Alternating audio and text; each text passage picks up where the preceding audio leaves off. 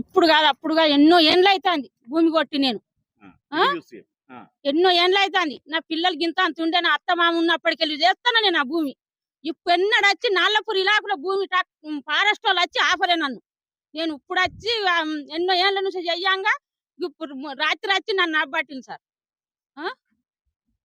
ఇప్పుడు కాదు అప్పుడు కాదు 5 ఎకరాలు ఉన్నాయి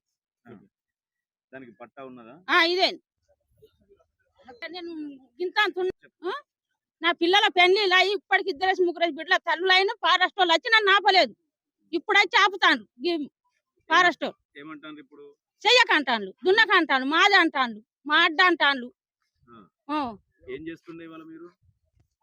ట్రాక్టర్ దున్నుతుంటే పెట్టి అద్దన్నలు అద్దాన్ని బండ్లు తీసుకొచ్చిండు ఇక్కడికి.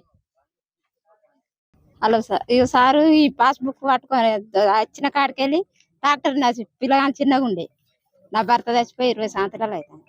డాక్టర్ పెడితే అద్ద ఎందుకమ్మా ఈడెందుకు పెడతావా అని అంటాను.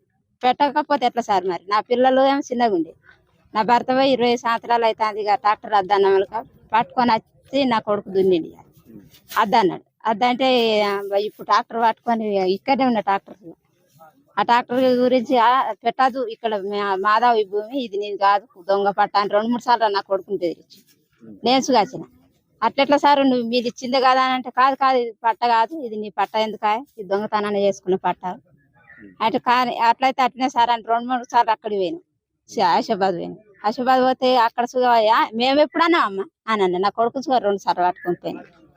పట్టుకొని పోతే సరే అమ్మ ఎట్లా పట్ట మేమే ఇచ్చినాం కదా అని అన్నట్టు రైతు బంధు పడుతుంది అన్ని పడతాను. అన్ని పడ్డాక ఇక ఇప్పుడు మరి మేమే ఏం చేసి బతుకుడు సార్, అందుకోసం ఇక ఇట్లనే ఇక ఇవాళ పట్టుకొని తను పత్తితులు పెడతాను. 4 ఎకరాలు.